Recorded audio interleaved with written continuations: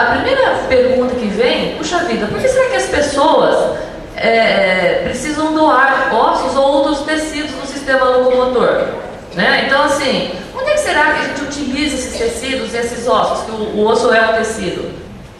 O primeiro ponto assim, que a gente queria assim, chamar bastante atenção é com relação ao câncer. Né? As pessoas hoje em dia melhorou, mas ainda morrem de medo de falar a palavra câncer. Parece que o fato de eu falar, aí aquilo atrai, eu vou ter essa doença, ou algum familiar meu vai ter essa doença.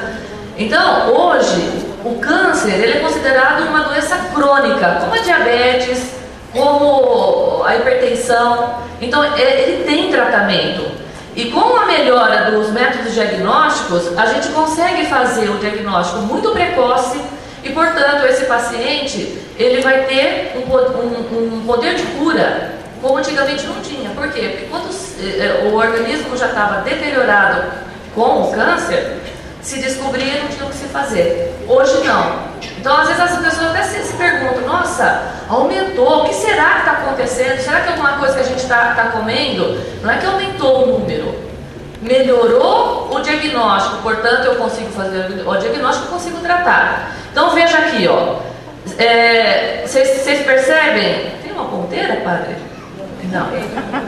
Vocês conseguem perceber o osso, um buraco? Isso, perfeito. Esse buraco é de um paciente que teve um câncer ósseo. O médico ele trata com o quê? Com a quimioterapia. A quimioterapia vai diminuir o tumor e depois a gente tem que remover. O que a gente coloca no lugar desse buraco? Para que a pessoa, o que acontecia antigamente? Não tinha tratamento, a pessoa perdia a perna. Aqui é uma perninha, né? Então, hoje se coloca o osso do quê? De um doador falecido, gente. Olha que coisa maravilhosa. E a coisa mais maravilhosa é que o osso não provoca rejeição, como o coração, como o rim. Porque o osso, pode clicar? Olha que lindo, quando a gente fala que é lindo sim.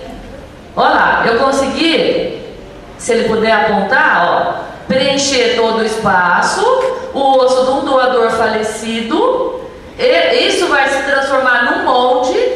Por quê? Porque as células do organismo vai povoar, que a gente fala, ela vai ocupar esse molde. E em torno de 2 anos, esse osso já foi reabsorvido e virou um osso da pessoa mesmo, já não é mais osso do doador falecido. Então isso é uma coisa muito maravilhosa, né? Isso é um uso. O próximo, por favor, ó, é o caso dessa criança, pode clicar mais uma vez. Ó, ali em cima, se vocês prestarem bem atenção, tem uma formação óssea esquisita, é onde estava o tumor, que foi a cirurgia que eu mostrei. E aqui, ó, vocês verificam a cicatriz, pode clicar. Olha aí o osso integrado.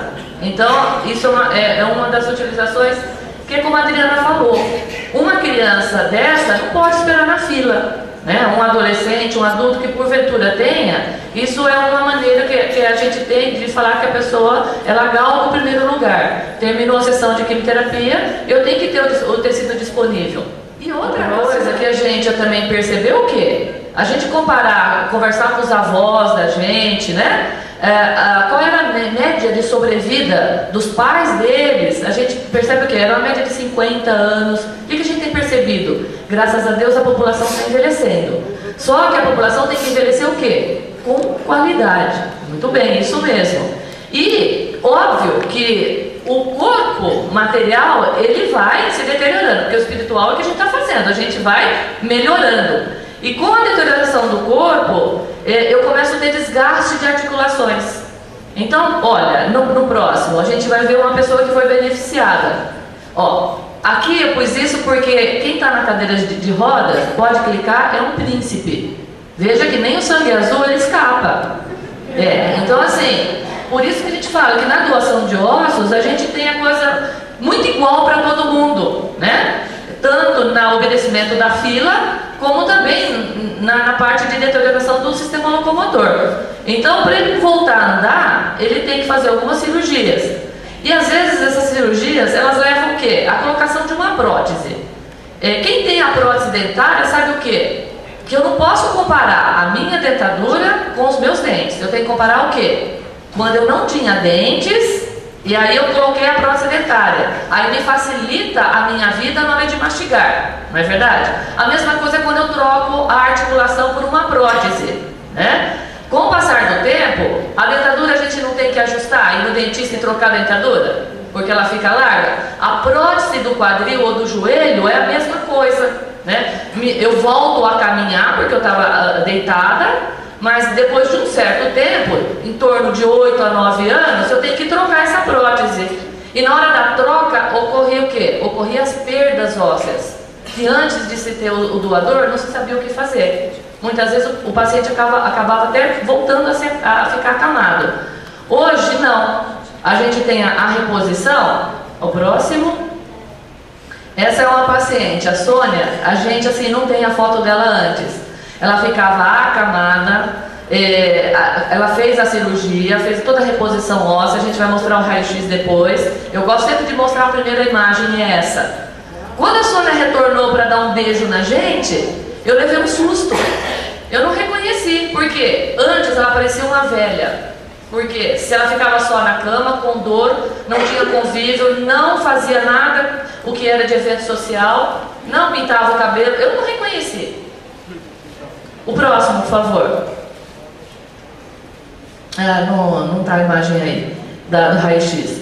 E os traumas no esporte? Também. Então a gente vê muito. Esse é um goleiro, mas todo mundo já viu o Ronaldinho, não é verdade? O que se fazia para tratar a perna que foi acometida do trauma? Se fazia o quê? Sacrificava a perna boa. Tirava um tendão da perna boa, aumentando o risco dele ter infecção, para poder corrigir a perna que foi afetada. Hoje não. Hoje o que o médico faz? Ele faz toda a recomposição da articulação, muito do joelho ou do pé, com o quê? Com o tendão do doador falecido. O próximo. E aqui também, como eu falei, faz parte da qualidade de vida. Olha, o Brasil tem algumas incoerências, né? Uma delas é que o país que mais tem dentista no mundo somos nós. Vocês sabiam? Porém, é o maior número de desdentados também que nós temos no Brasil. Por quê? Então, olha a incoerência, não é verdade? E aí, o que acontece? Ó, por aqui, pelo rostinho, você vê que é uma pessoa jovem, não é verdade? E o fato de você ter um dente frontal, sem o dente frontal, vocês acham que mexe com a autoestima? Muito. Vocês acham que essa pessoa vai querer sorrir? Não quer, né? Então, por quê? Por falha, desde a formação de como é que a gente tem que cuidar dos dentes, da gente prevenir, né, que é a melhor coisa, aí chega numa situação como essa. E aí, também o doador falecido ele acaba colaborando nisso. Por quê? Quando a pessoa hoje avançou-se muito em algumas cirurgias, né? Você tem a possibilidade de colocar um implante. Aí que vai no dentista. Aí o dentista fala assim: só que acontece que houve uma reabsorção óssea pela falta do dente. Quer ver na próxima? O que se faz? Tá vendo aquele branquinho ali que tem aquele pininho? É o osso do doador falecido. Olha como ficou embaixo, gente. Alguém fala que aquele dentinho lá que não era dele? Ninguém fala. E vai acontecer com esse tecido, como eu falei também na região do quadril. Ele vira um molde, repovoa com células da própria pessoa, absorve o osso do doador falecido e vira um osso dele mesmo. Então isso é uma coisa muito boa, né? O próximo, olha como ficou, né? Ficou perfeito, ninguém diz que o dentinho não é o dentinho dele. O próximo, muito bem. Agora eu vou dar a palavra para a Graça, né? Porque se eu ficar no microfone a gente acaba falando bastante e a gente tem o tempo aqui bem restrito.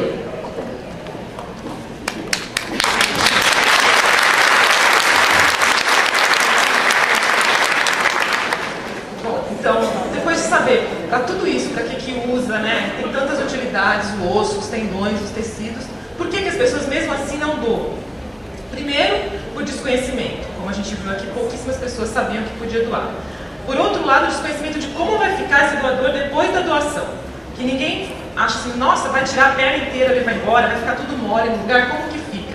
E outra, algumas reportagens que às vezes a mídia exagera, ou muitas vezes são reportagens mentirosas, que assusta as pessoas, vou doar pra quê, né? Essa história de roubar a criança retalhada no exterior. Outra coisa fala que pega a criança, tira o órgão e devolve. É quase impossível isso, que você, como a Adriana já falou, precisa de vários dias para fazer todos os testes de compatibilidade, para saber se aquele órgão é viável ou não. Então, tem que tomar muito cuidado com o que se publica. E as pessoas que publicam também têm que ter uma ética, né, profissional para saber aquilo que está publicando, o que isso vai acarretar, se não vai acabar mais prejudicando do que informando. Informa uma coisa, muitas vezes, que não é verdadeira. Eu tenho até uma prima que ela morre de medo de deixar as crianças sozinhas porque fala que vão roubar. Eu falei, mas não é assim, ninguém vai roubar, tirar alguém da sua filha e devolver em 2, 3 horas, é impossível. Só para fazer os exames demora umas 48 horas, para transplantar quase o dobro disso, então não tem como, né? Mas o que fica é essa imagem, essas capas de jornais exageradas, essa mídia, como é que chama? Sensacionalista. Então é importante que vocês que estão aqui divulguem como que funciona, como que é a doação de órgãos e também dos outros tecidos. Pode passar a próxima. Então, assim, só para vocês terem uma ideia de como as pessoas têm resistência em doar órgãos, em 2006 foi feito um levantamento pela Associação Brasileira de Transplantes. Nós tivemos em São Paulo 803 potenciais doadores. Desses, 621 não doaram, ou seja, aqueles que doaram foram só 182. Quer dizer, 22% apenas aceitou doar. E dessa doação, ainda muitas vezes, não vai ser viável, porque, como a gente já falou, como a Adriana falou, tem muitos testes para ver se esse órgão, esse tecido é compatível ou não com a doação. E olha a incoerência, São Paulo tem o maior número de doadores, tem o maior número de rejeição. Aqui ficou branquinho, mas o Ceará tem um dos menores números de doadores, 106, porém, o maior número de doações, 31%. Ceará e Rio Grande do Sul. O resto, praticamente, não doa. Próximo. Aí, para os ossos, o que acontece? Dos que aceitam doar, 82 recusam a doação de ossos. Ou seja, daqueles 100 e pouquinho, só 20 vai doar ossos.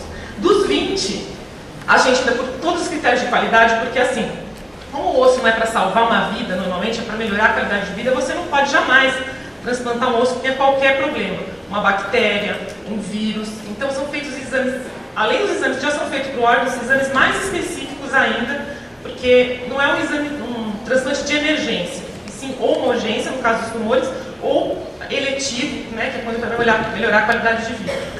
Então, de cada 10 que aceitaram doar, 9 são excluídos pelos critérios de qualidade. Ou porque já teve algum câncer, ou perfil inadequado, por exemplo, pessoas que são usuárias de drogas injetáveis, promiscuidade, tatuagem, história que você não sabe direito, as coisas não casam, você não tem como buscar essa informação da família, a gente acaba tendo que excluir. Trauma, um doador que é bom para órgão, mas para ossos não é, são aqueles traumas por acidente, politraumatizados, porque normalmente já tem fratura nos ossos, então esse osso já não vai mais servir para doação, ou muita escoriação, infecção, pode usar os órgãos, mas os ossos normalmente quando é um atropelamento ou um acidente automobilístico já fica inviável. Próximo. Pode passar.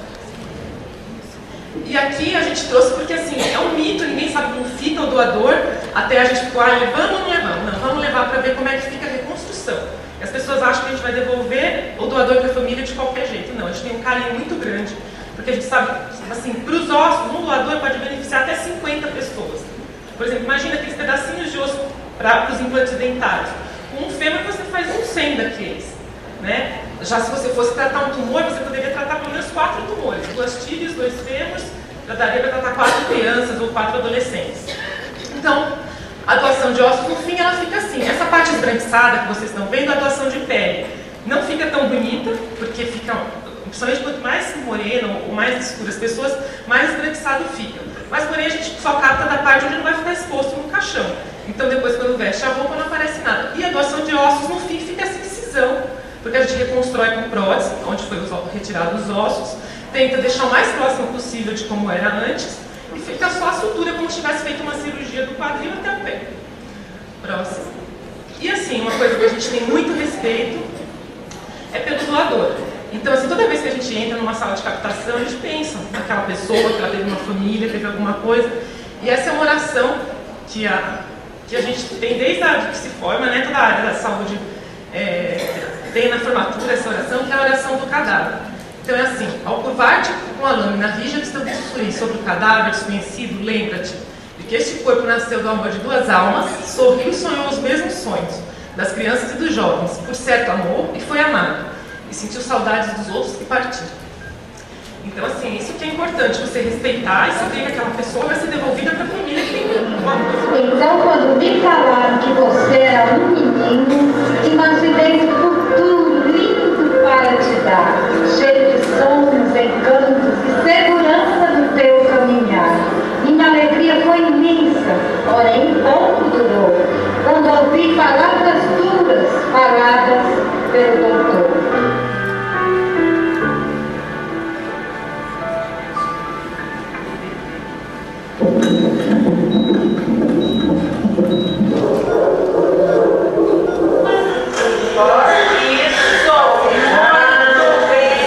E eu notei que foi uma coisa muito silenciosa, muito apressada. Enfermeiras saindo de uma vez, não me mostraram. Aí eu achei aquilo esquisito, mas fiquei tranquila. Aí o médico disse, olha, o garoto vai ter que ser transferido. Ele nasceu com um problema e eu não consigo, não sei se é na cabeça, no coração. Ah, pensa no desespero, mas um desespero silencioso, porque eu nunca fui assim, nada gritar, só não. Eu sempre confiei em Deus, né? Confiei, não, confio muito. E na hora eu só disse assim, seja o que Deus quiser.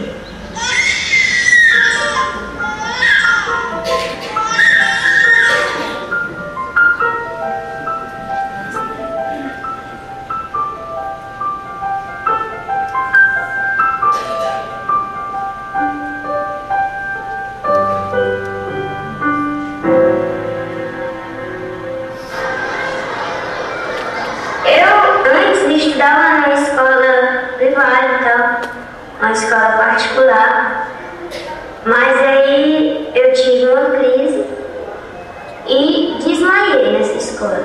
Aí os pais disseram que não queriam que os filhos ficassem vendo aquela cena direto e diziam ameaçar de tirar os filhos daquela escola, né? Então o diretor viu que no lugar, ele achou melhor, no lugar de perder uma série de alunos, perder um só, né? Nós fomos lá na escola que atualmente eu estudo, e lá eu estudando lá, ele sabe como cuidar de mim.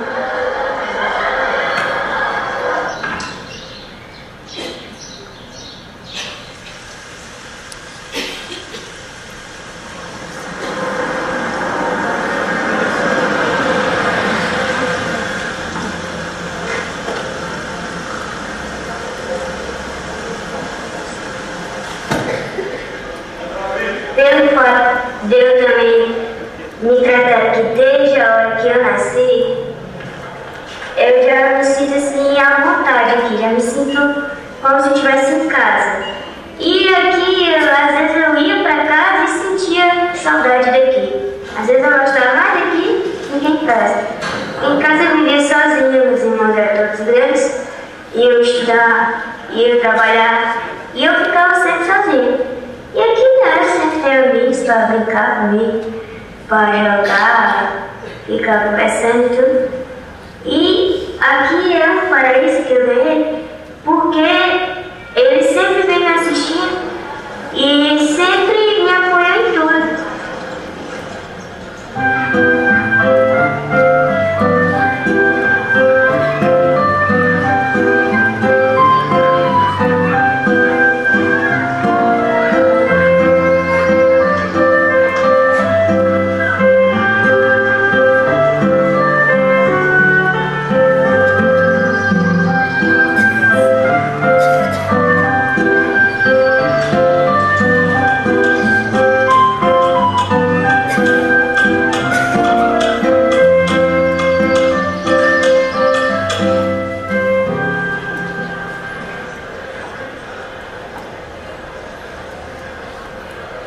Eu escrevi os livros justamente para levar uma certa informação ao público de que existem crianças que nascem com problemas, que são operadas 2, 3 dias de nascido.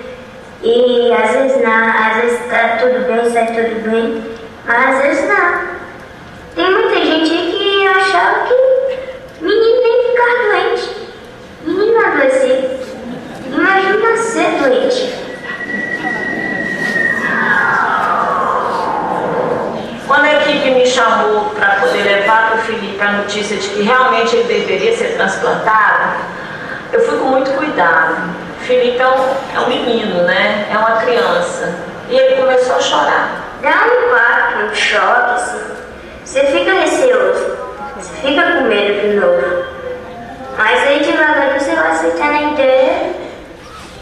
Olha, talvez para uma pessoa que não tem nenhum problema com família, com filho, alguma coisa tão próxima, uma pessoa tão próxima da gente, o transplante seja assim, um transplante. Mas para mim, meu Deus, para mim é uma coisa imensa, maravilhosa, sabe? É uma esperança grande, é uma luz que acendeu numa escuridão tremenda. A gente não pode evitar as tragédias. Isso acontece quase que diariamente. Então, a gente tem que só que... A gente assim, não deseja que alguém morra pra pegar, mas fica ali na expectativa. E se aparecer, a gente esteja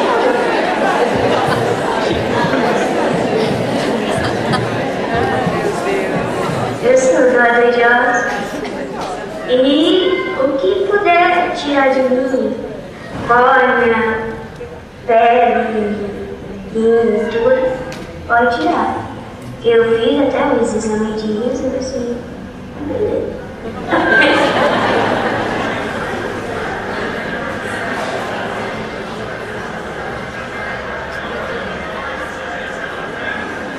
E quando adulto eu for, para sempre vou me lembrar do meu anjo protetor que desfila alegremente no meio do corredor. Olha que coisa.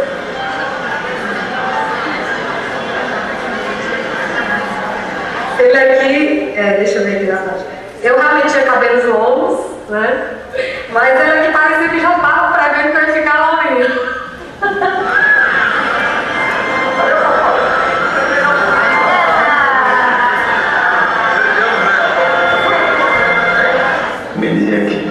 Meu grande amigo, com fé, né? Eu vou entregar nas tuas mãos o meu destino e a nossa vitória Deus providenciará.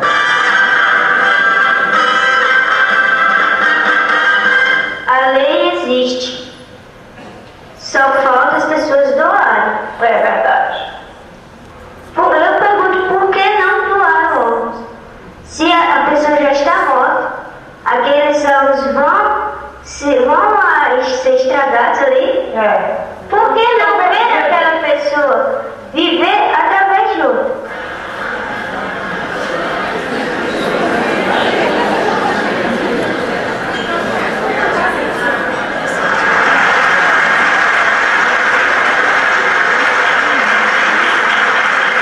Eu agradeço a Deus por mostrar-me uma luz no final do túnel. Agradeço aos médicos que seguem firmemente essa luz. Agradeço a toda a equipe que busca o melhor para seus pacientes. Agradeço aos amigos que se doam para me ajudar. Agradeço à família que compreende as minhas necessidades. E agradeço à minha mãe que fortalece a minha família, encontra os meus amigos, respeita os profissionais deste hospital, confia nos médicos e acredita em Deus. Obrigada.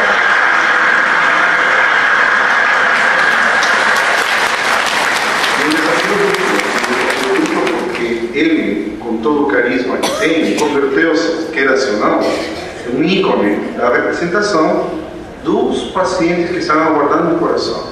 Então, nós temos uma áurea, não é? Em torno dele, que todo mundo está torcendo, todo mundo está rezando para que saia bem. E a gente tem aquela responsabilidade de que tem que sair bem. Isso aqui é o Juanito. Isso aqui o doutor Juan me deu. é tipo assim, de um talismã da sorte. Ele me deu, disse que no dia do transplante eu devolvesse pra ele e tudo, e então eu carrego ele aqui de lá.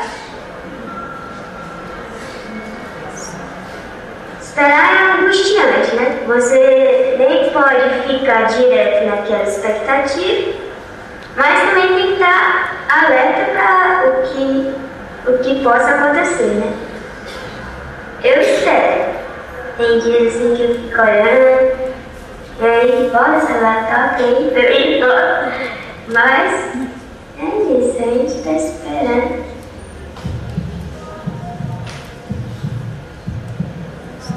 Se não adiantar em nada, pelo menos eu estou fazendo a minha parte de tentar divulgar a doação de órgãos.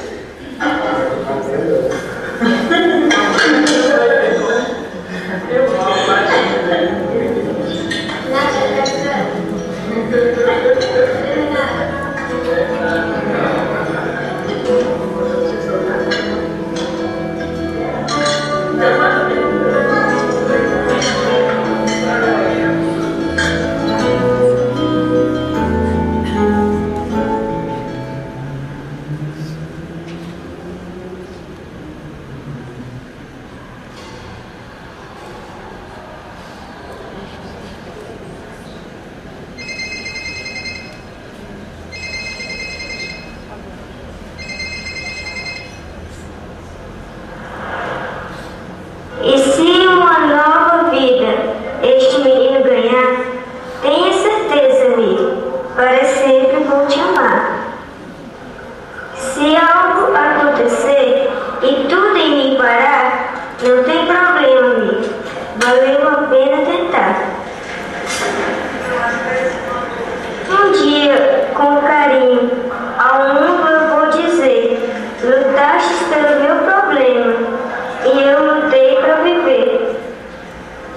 Mas se um dia eu te perder, te digo, filho querido, mesmo nesta hora difícil, serei uma mulher feliz, pois pude te dar uma vida.